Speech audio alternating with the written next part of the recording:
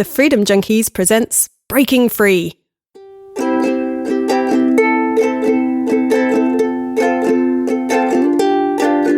I'm Ems Rickson, and this is Breaking Free, the podcast where I talk honestly about addiction, how it has affected me, and the things I do to break free, in the hope it will help others who want to do the same.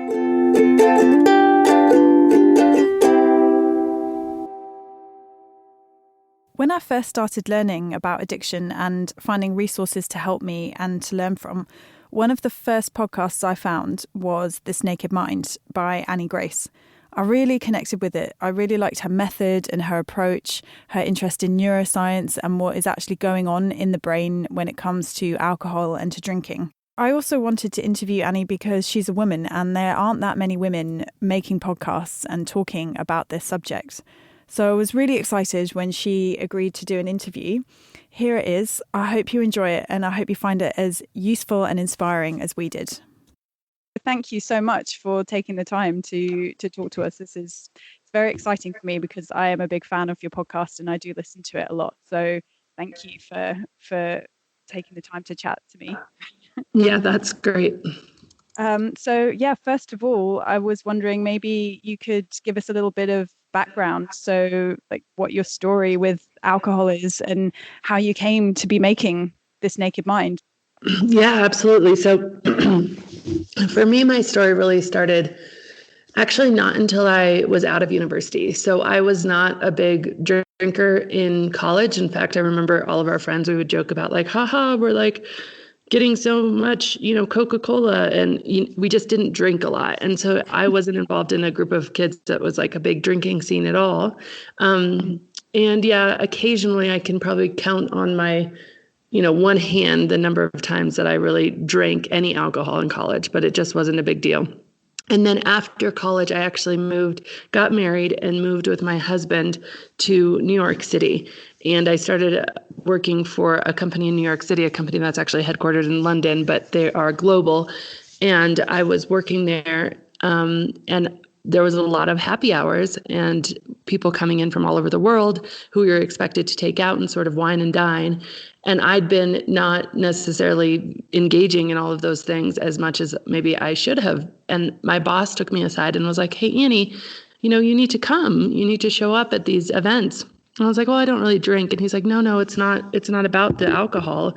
It's about the fact that this is where, the career is made or broken. Like this is where the deals are done. This is where you really engage with people, showcase your ideas, stuff like that. So I didn't have much of an opinion about alcohol. My parents didn't drink.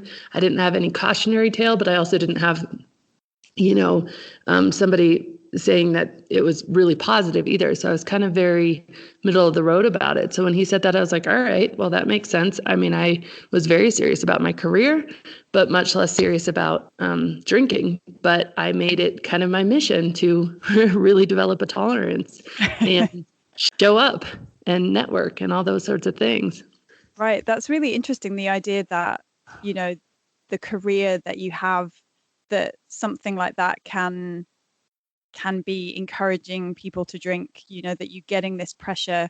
I think maybe, I don't know if you feel like it's related, but as a woman as well, when you're in an industry that is potentially dominated by men and you have this idea that like you need to break into that kind of boys club, you don't want to miss out on the events where your career is being made, where people are having these meetings outside of actual meetings. So you're encouraged to go to this sort of social scene that can then end up leading to a problem with drinking. Yeah, absolutely. And that's so true. I mean, it was, I'd say 95% men, and they were all at least 10 years older than me, if not more. And so I really had to work hard to kind of develop a tolerance and keep up. And really for me, it was like fast forward a decade. And all of a sudden I was global head of marketing for this company. And I was traveling all around the world, trying to hit 22 countries a year. We had 28 countries in total. And I was drinking every night. I'd really replaced the things that I used to do to relax, like getting out of work and going for a run or going to the gym. Over time, it just seemed easier to just get out of work and open a bottle of wine. And so that really became just part of my life permanently. And I'd had 2 children in this time. And it was really the kids. I mean, there was so many anecdotes that I could tell you or stories, but one that sticks out in my mind just today is I was having I think he was 4 at the time, and I wanted him to come over and sit on my lap and give me a hug. And he told me he didn't want to because I smelled funny and my teeth were purple. And that was obviously from all the, red wine. So it was just little things like that that started to really show me that, well, although I, certainly have it together from an outward perspective. I was definitely top of my career. I had the 2 kids, I had the house and the husband and all that sorts of stuff. I really started having a lot of inner turmoil about how much I was drinking at that point in time. Right. I think that's one of the things that I really sort of connected with when I started listening to your podcast was that you, I don't know if this is going to sound wrong or not, but like you sounded so normal and so many things that you read, like kind of drug recovery memoirs and like this kind of stuff where you get really extreme stories of people who have like kind of really hit rock bottom and then just like smashed through it and just like completely messed up their lives, and like they've recovered from that, and that's really inspiring. But I think that people don't recognize themselves in those stories versus someone who seems just like everyone else, has a successful career, a family, a house, but who can still have a problem. I think that connects to a lot more people because they can recognize themselves in that story. Yeah, absolutely. I think that's entirely true. And I think that's what has been so interesting about the people who have come toward me because of the book and the podcast is that they are recognizing their own story. And so many, I remember in my own life, my mother-in-law, after I stopped drinking, and work colleagues, I had so many people. My mother-in-law specifically said to me, I never even saw you drunk. And work colleagues were all kind of like falling off their chairs that I had stopped drinking because sure, I drank, but I drank just as much as everybody else. And there was no, I wasn't the person dancing on the table at the holiday party or doing, stumbling out of the bar or anything like that. And so it was really shocking to them. And I remember a lot of people coming up to me afterwards and talking to me about it. And I just was really honest. Like, when I started to really look at it and I started to sort out how much there's all these indications of how much at one point in my life, I certainly was in the driver's seat. I was in the driver's seat, alcohol was in the passenger seat. I was taking it for a ride, it was serving my purposes. And then I started all these little realizations of realizing, wait a second, I'm not actually in the driver's seat like I thought I was. When I would stop drinking, which I could do very easily for a week, for 2 weeks, whatever the time was, I would feel deprived or like I was missing out. I would feel this sense of, oh, life's going to be better when I can start drinking again, or things just aren't quite as much fun or anything like that. And so I think that when that really happened, it gave me this indication that, well, wait, it wasn't always this way. It wasn't always that I thought that I needed a drink to really relax or enjoy myself or network or any of those things. And so what had changed? And when I started to explore that, well, what had changed and really dig into it, it was fascinating. And as soon as I started talking about that with other people, the word that was used in an interview I did yesterday was permission. It was like, oh my gosh, your story gave me permission to look at my drinking, because before that I thought, well, if I hadn't, lost my kids or gotten a black eye or gotten a DUI, who was I to even ask these questions? And it's kind of this funny thing that's happened. Yeah, I think that's a kind of an interesting thing with the idea of like Alcoholics Anonymous and 12-step programs being like a kind of the only idea of recovery that we have this really clear idea of like who goes to those meetings. And if you don't feel like you fit that image, then you can carry on. It's almost like you now have permission to keep on going, and that you need someone to kind of offer a different sort of approach or a different way of thinking about it, which is what I really like about your approach and your podcast, is that it doesn't feel kind of dogmatic, almost like the 12-step programs kind of often do.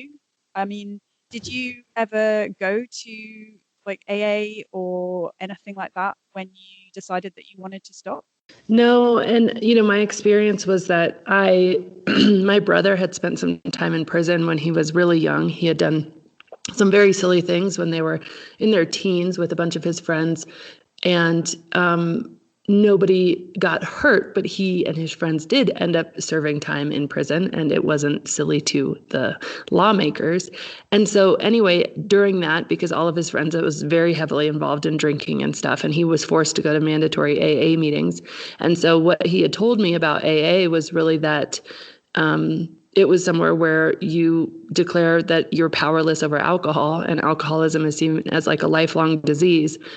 And the other experience I had with AA was about 6 years before I stopped drinking. A very close friend of mine all of a sudden showed up and said, "Hey guys, I stopped drinking. I'm getting sober. I'm going to AA." And we were all like, "Oh my gosh." And I was specifically like, "Wow, really? Like what about I was very curious. I was very intrigued because I was definitely feeling some concern about my own drinking, and she and I drank in lockstep. So we matched each other, and I really thought, and she looked at me and she goes, "You know what, Annie, I've really learned that I'm an alcoholic. I was born this way and you're not." And so I sort of took that as real, true permission to continue on drinking, because I thought, well, okay, well, AA is not for me. And so if AA is not for me, then I even have a little sort of video that I've done about this fact, but I really at the time felt like, okay, my options are to carry on drinking or to go to AA. And if AA wasn't for me, then the option was to carry on drinking.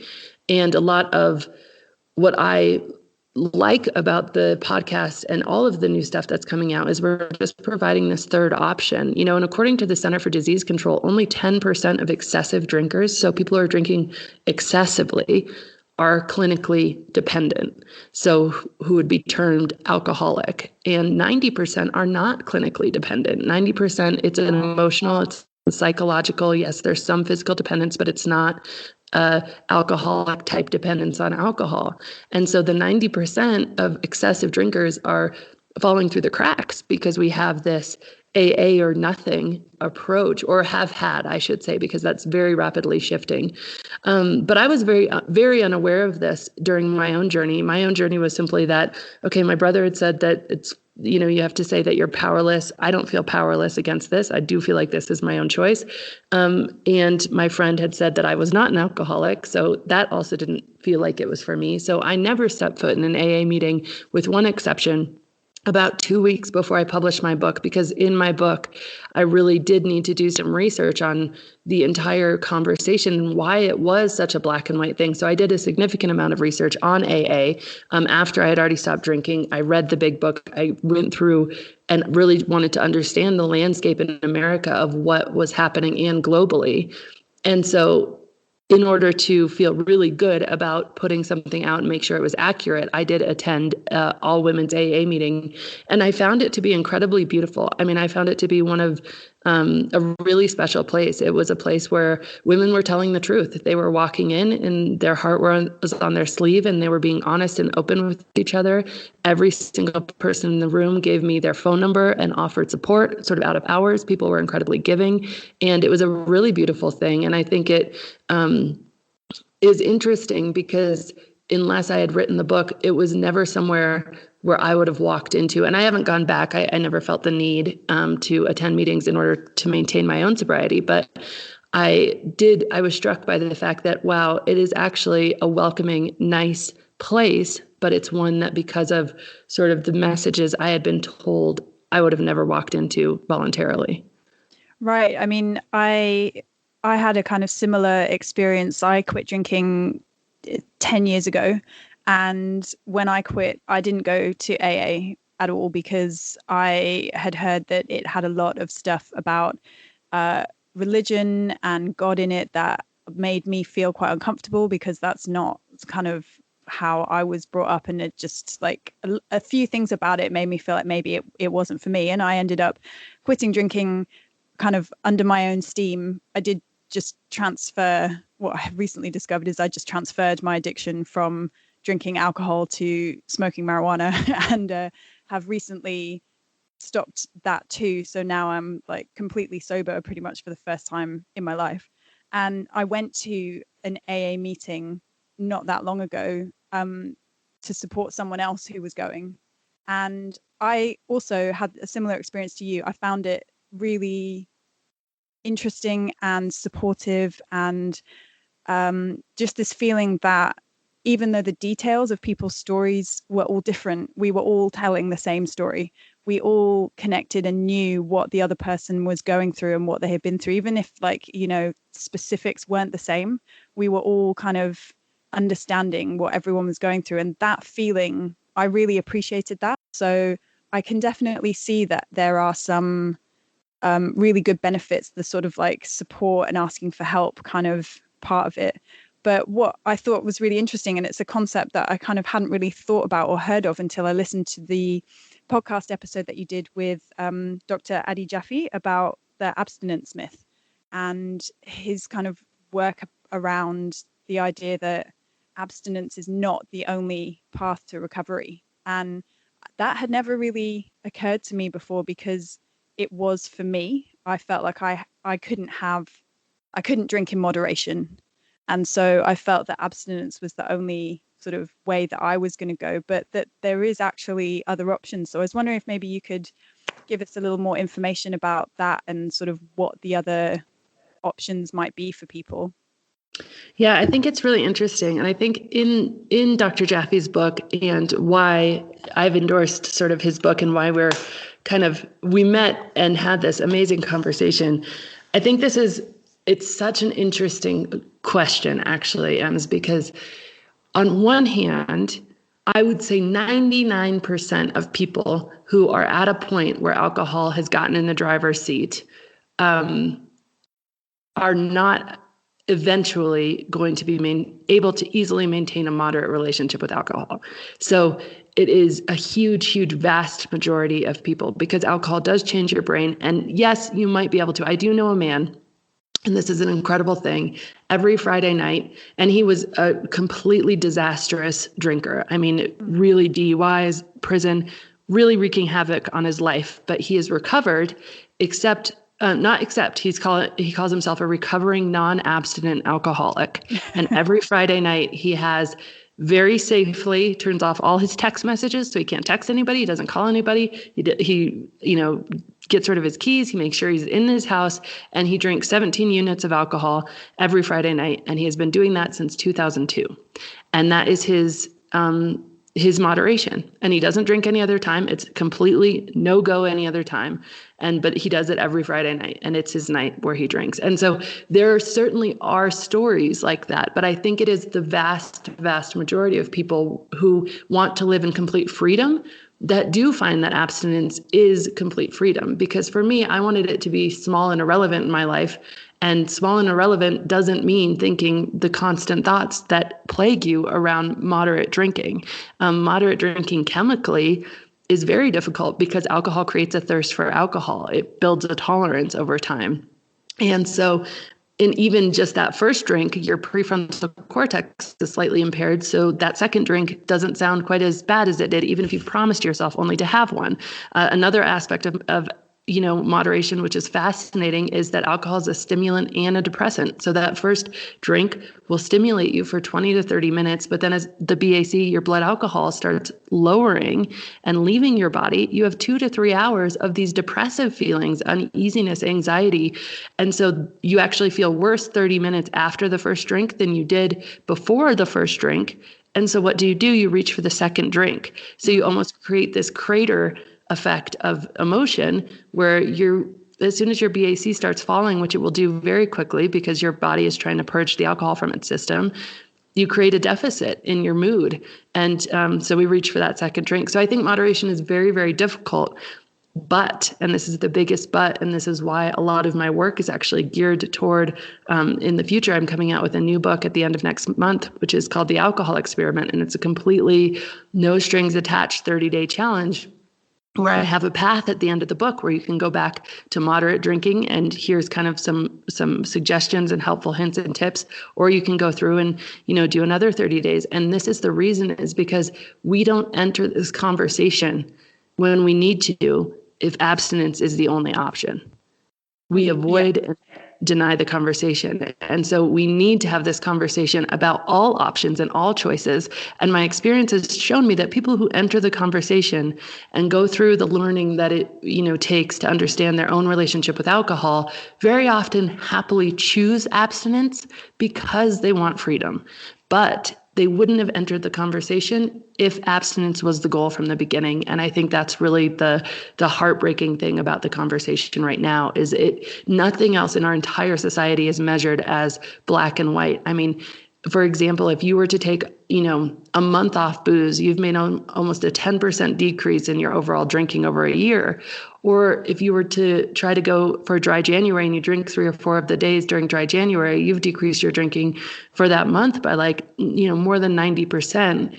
Yet we don't look at it in those terms. We look at it as if you have a drink, you fail. And if you don't drink, you win. And so, but we wouldn't measure business like that. We wouldn't measure exercise like that. We wouldn't measure anything else. And so that black and white conversation, I think, is a massive deterrent to the millions and millions of people who need to be asking the question, would I be happier drinking a bit less, but are not willing to ask the question, do I need to stop drinking? What we're talking about as well is not just to do with alcohol, it's to do with other drugs as well, is a conversation about sort of harm reduction and the idea that, people need to be safe and alive. And, you can only help people stop taking drugs that are harming them if they are still alive. And that, they've had lots of successes in places like Canada with sort of safe injection sites and clinics for people to use drugs that are safe in an environment where people can sort of take care of them. It massively reduces overdoses and deaths by overdose, and just a change of how we think about drugs. And I include alcohol as a drug because it is a drug. I think separating them out is not always helpful. But the idea that there can be like a harm reduction, like you say, like reducing your drinking by 90%, it's not 100%, but it's a hell of a lot better than what you were doing before. So any kind of reduction in the harm that you're doing to yourself can only be a positive thing. Yeah, and I love someone was talking about harm reduction once and just likened this analogy to, driving is not a safe activity. In fact, it's one of the most dangerous activities. And so we do things like, but for most of us, driving is completely necessary. And I'm not saying that drugs are necessary if you've never taken them before, but once your body's been acclimated to it, you need a path to be able to come to your own realizations about it. Otherwise, you will always continue to fall back into it. And so something like we apply harm reduction to almost everything else. We get seatbelts and airbags in our car. And we do that so that we can reduce the harm. And like you said, keep people alive, because as long as they're alive, there's a possibility that they will learn enough of what they need to learn or be further enough on their own personal journey to make a different decision. And I think that's just so important. One of the statistics that I remember you mentioning in your podcast was that, and it blew my mind, that alcohol kills more people than legal and illegal drugs in the US, this is, including the opioid crisis that is happening there at the moment. That alcohol kills more people than all of those drugs combined. Yeah, and so it is a legal substance, and it is advertised and marketed, and we make this kind of distinction between drugs and alcohol, but actually alcohol is the bigger killer. Yeah, it's incredible. I mean, alcohol, there's been 2 independent studies that really looked at overall harm of the drug between toxicity, how much somebody uses it, and how often it's used in a population. And one of the studies looked at the harm to society, and one of them just looked at the harm to the individual. But both of those studies, by a huge margin, alcohol was by far the most dangerous drug on the planet. And in the US, just to give some color to that statistic, the statistic says there's about 22,000 deaths from all illegal drugs combined. That's including cocaine, heroin, methamphetamines, everything per year in the US. There's about 24,000 deaths from all prescription drugs, which, by the way, it's interesting that there's more deaths from prescription drugs than illegal drugs. And of course, that's both of those are involved in the opioid crisis. But then there's 88,000 deaths per year from alcohol. So it's not just it's more than double both of them combined. It is a huge, huge differential. Yet my kids who love to watch football cannot go 20 minutes of a football game on television on a Saturday morning at 9 a.m. without seeing alcohol advertised. I just was driving down the street and there's a gas station and they sell Corona beer and they sell burritos, and they said there's a huge 6-foot advert that says the best or breakfast burritos. Okay, so it's not burritos, it's breakfast burritos. Wow. And it says the best compliment to your breakfast burrito is a Corona. And this is at a gas station where people aren't stopping to eat at the gas station. They're getting in their car to drive. Okay, so I mean, wow. The level of advertising, it's not just that we're advertising it to the tune of billions of dollars. It is, we spend, and it goes back and forth between vehicles and alcohol in terms of how much money is spent on advertising, but alcohol often outpaces vehicles for the most money spent for any category. But it's not just that we're spending it, but we're spending it in just egregious ways. Targeting, for another example that just makes my skin crawl, is they in Target, so department stores, they have where you open up your push cart and where you would put your child, the little child seat, they have a decal of a bottle of wine as if you bought a bottle of wine and put it in there where the child should be. So subliminally, this is just telling mothers who are haggard and fried from their days as they put their child in the cart, like, wouldn't it be nice to have a bottle of wine here instead of your kid? And wow. I mean, it's really, really messed up. So, I mean, It is absolutely egregious. I was just on the radio in Ireland, and I was really excited to hear that they had done, there will be some new legislation passing there where alcohol advertising will be really regulated. And I believe in freedom of choice for sure. I think that we should absolutely not go back down the road of prohibition or trying to ban certain things. But I do believe that we should be much more responsible in how we talk about alcohol, and especially in front of our children. The only disclaimer you have to have on a substance that we know causes cancer, it was a known carcinogen as of 1988, is drink responsibly, which, by the way, came from the alcohol industry in the first place. Whereas, my bottle of Advil to prevent a headache has a huge amount of warnings just on the bottle, and it's not a carcinogen. I think that's one of the things with alcohol that gives it its own sort of special challenges when you come to stopping, is that you can get it everywhere. It's part of every single social thing that you do. One of the things that I realized when I stopped smoking was how much easier it was for me, because I couldn't just go to the store and buy what I wanted. Although I do know that you live in Colorado, and so that situation is maybe a little bit different there now. Do you work with any people who have addictions to other substances, or maybe like me, who've transferred their addiction at all? Not personally. I mean, like for me, I definitely did when marijuana became legal in Colorado. The day that it became legal, I knew that my drinking was a problem.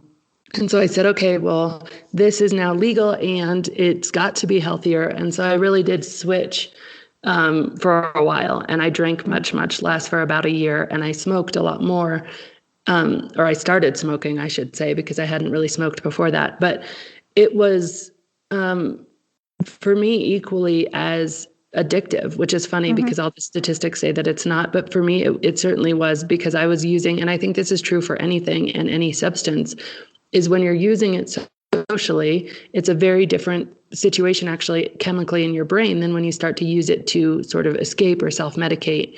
And when you use it to escape or self-medicate, that is a lot of the time when addiction really takes hold, and that transfer from you being in the driver's seat to you being in the passenger seat and being taken on a ride you don't want to go on really happens. There's a great body of research by Dr. Kevin McCauley that references why this is inside the brain. But for me, because I was doing that, because I was really using it to escape the stresses of my life and my job, it didn't really matter what substance it was. It was me needing to navigate how to do that without it. So I do think that if you're using whatever the substance is to self-medicate, you will just slip into using whatever the next substance is to self-medicate. And I think that's almost universally true. I do think, certain substances are more attractive to certain people based on, if they like the feeling or whatnot. But I think that's almost universally true. I would love to expand this Naked Mind approach to write a book about marijuana, and even sugar and some of the other things that I've struggled with. And so I hope to do that at some point in the future. Do you think that the sort of approach that you take, one of the things that I find really interesting about what you talk about is the sort of neuroscience and how alcohol affects your brain on like a chemical level. I've found that really fascinating to learn about. And I was wondering, in that research, have you found whether sort of that kind of pattern applies to just to alcohol and the specific way it works on your brain, or if that applies to sort of other substances or behaviors that we think of as addictive? Well, I guess there's a few different ways, like certain things like alcohol being a stimulant and depressant, that's very unique to alcohol. But other things like any addictive substance that's addictive, one of the main reasons it's addictive is because it overstimulates dopamine production in your brain. And dopamine is the learning molecule. It's what tells us to do that again in order to survive. And so when that molecule is overstimulated in the brain learns addiction, and it learns that, oh, this thing that you've been giving me is important for my survival. And over time, because that dopamine is overstimulated, things that used to stimulate dopamine, which is one of the things that makes us feel good, don't register at the same level that they used to. So alcohol and any addictive substance over time steals your ability to feel pleasure from the things that you used to do that brought you pleasure. Reading a good book, spending time with friends. And you've really, with alcohol specifically, you end up coupling alcohol with every single experience. So whether you're at a football game or you're at home watching Netflix, if you've been doing it with a drink, your brain will tell you that it won't be as enjoyable without the drink. And on a chemical level, that will have become true because of that dopamine response. And so that is one of the things that makes substances uniquely addictive, is their ability to overstimulate dopamine production in the brain. And that is refined sugars, refined flours, heroin, cocaine, alcohol. All of these things do that same thing. And that is one of the keys to addiction. But in terms of very chemically, how alcohol and marijuana affect the body, it is very different. There are, much greater, I would say, toxicology harms with alcohol than there are with marijuana, as an example. It didn't mean for me that I was any less stuck or addicted to it. It just meant that if I had to empirically argue, was it healthier for me to do that? If I was going to be addicted to something, yes, it was. But did I want to be addicted to anything? No, I didn't. So I think that's, to the harm reduction conversation, I think if someone is just, I know a guy who has literally just resigned himself. He'll never have another drink. He knows that's way dangerous for him.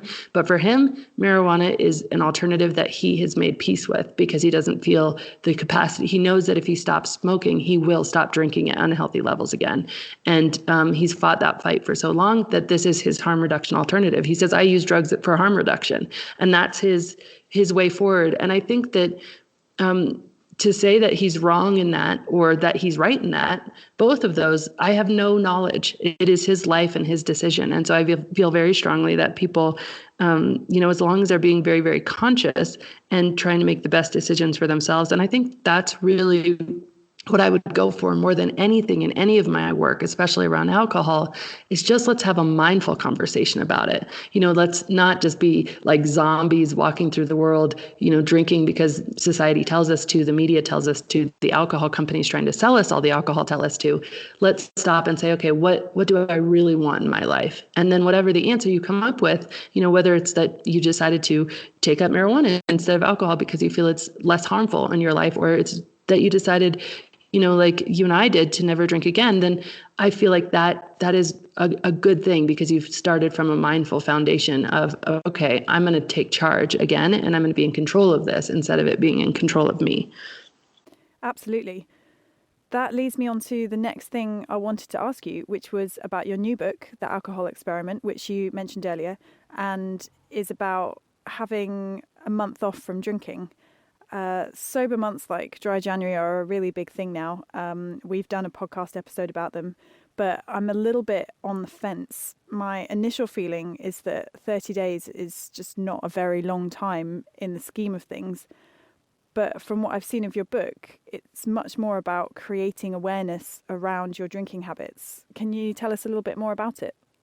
Yeah, absolutely. So I think one of the things that all of these 30-day breaks really, the areas where they fall short, is that there is not a lot of education involved in the break. It's just like take the break to do two things, to detox your body a bit and to, by the way, prove to yourself that if you can do it, you don't have a problem. And pretty much anyone who is in that 90% of people who may be excessive drinkers but are not chemically dependent are not going to have a huge issue taking a break for 30 days. Now, there are certainly instances where this reveals that it is a problem to take a break for 30 days. And so that person who is finding it a problem is going to start asking themselves some of the harder questions, which I think is a nice benefit from the challenge. But I also think that the majority of people are going to prove to themselves that they don't have a problem.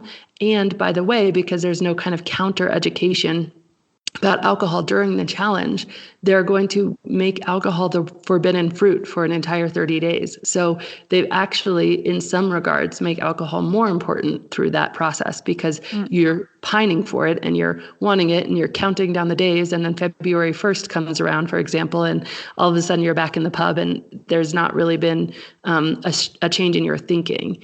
And so I think that, to your point, 30 days isn't long enough to have a complete sort of inner transformation where you've regained your ability to really feel joy and laugh like an 8-year-old again. Probably not quite long enough, but it is certainly long enough to get some of the vital information to make a more mindful choice on day 31. And I think that's really what the alcohol experiment is aimed to do, is one, give this low entry point, obviously, because these are so incredibly popular. I mean, I think it's up to 6 or 7 million people that do dry January, and it's just such an popular thing. People have an appetite to explore their drinking.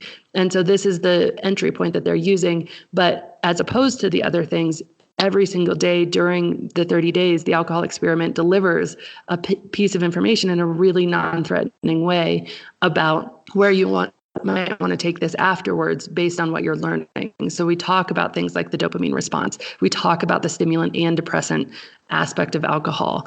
We talk about self-medication. And so all of those things get discussed so that by day 15, people are really not counting the days anymore. They're feeling like, wow, this is great. I'm excited. I might go longer than 30 days. And then by day 30, a huge majority of the people who have been doing it, I have almost 30,000 people who have done the online challenge before the book came out. And I do that whenever I write a book, is bring in people's real stories of the entire experience so that when the book comes out, it's not just my words, it's, thousands of people's words. And so many of them on day 30 are saying, okay, I'm going for another 30 days, or you know what, I'm just done because this has really been opened my eyes to the fact that I don't want this in my life anymore. But instead of starting out again with this, okay, I need to stop drinking or I need to get sober, it's just starting out with, you know what, I'm going to be a little scientist in my own life, and I'm going to experiment with how I would feel if I really went into this 30-day challenge with the right mentality. And I think that's so important in the early days of the challenge. It's all about looking at this as an opportunity, as an experiment, as seeing what happens instead of having a lot of expectations around what might happen. I think that approach to it, that sort of idea of just being curious and interested, I know for me, this is sort of why I've ended up kind of writing a blog and doing a podcast about this, is when I stopped smoking, I just became really interested in what was going on with me in my head, like cravings and feeling stressed, anxious, and, all these things. I was like, if I learned more about what was going on, then maybe, to start with, this is almost like a kind of distraction. But the more I learned about addiction, the more interested I became in it. And the more I learned about what had been happening to me for the last 10 years of being addicted to first alcohol and then to smoking weed, I just thought like the more I learned, the more information I had, almost the easier it became. So I think that approach of giving people information about what is happening in your body right now, what is happening in your brain, why you're doing these things, because there's actual brain scientific reasons as to why you're addicted and why these things happen. I think it's really good. Like you say, I feel like the Dry January sort of scheme doesn't really do anything like that. It just kind of says, you drink too much, you should stop for a bit, and then sort of leaves people hanging a little bit about how to do that or why. And so I think that your approach to alcohol sounds really interesting. So hope that it goes well, that people are excited about it. Yeah, I'm really excited. Thank you. So I have one last question for you, because you always ask the people you interview on your podcast this question. So I wanted to ask you, if you could go back to when you were first quitting drinking, what would you tell yourself? What advice would you give yourself from the perspective that you have now? It's funny because I always ask that question, but I've never actually asked myself. So now I'm pausing to consider. Yeah, wow. If I was really sort of a shell of a person when I was really struggling with this. I felt that I was so convinced that between alcohol and marijuana, that was the only things that were keeping my life together. And I felt overwhelmed by everything in my life. And I thought that these were my only friends. These were the only tools that I had to just keep it all together and to keep on doing the mommy thing and the career thing and the wife thing and all of the things that were expected to me. And I think I would tell myself that actually all of that stuff, the parenting, the career, the relationship, it's all actually inside of you, and that the only things in your way are the addiction. And I would try to tell myself that in the most gentle way possible, to just open my eyes even to the possibility that that could be true. Because in the moment, there was no awareness for me that the things that actually were causing all the stress were really alcohol and marijuana. Like, there was no question for me that that was true. I was so certain that those things were actually the glue holding it all together. And so when they got threatened in a way of like, oh, I think you're drinking too much, I would get really defensive.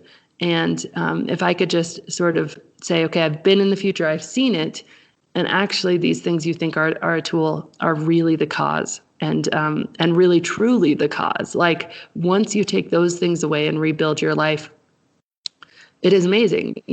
You can handle your own life in an incredible way. I mean, as human beings, we've handled far more difficult lives than my life, and we just really do have the strength to be the mother that we want to be the father that we want to be, to run the business or contribute to the business, or, go to school, whatever it is. We really do have that inside of us. And it is just the biggest lie that we need something external to enable us to do that. Awesome. That's super inspiring. That's great. Very good. Great. Well, thank you so much for taking the time to chat to me. It's been really interesting. No, I love it. It's been great. I really appreciate it. If you enjoyed this podcast, head to Apple Podcasts and leave a rating and review, and subscribe so you never miss an episode. For more information, check out the Freedom Junkies Facebook group and our blog at www.thefreedomjunkies.co.uk. Thanks to Visceral Manifestations for the design, Ryan Swainson for the theme tune, and all of you for listening.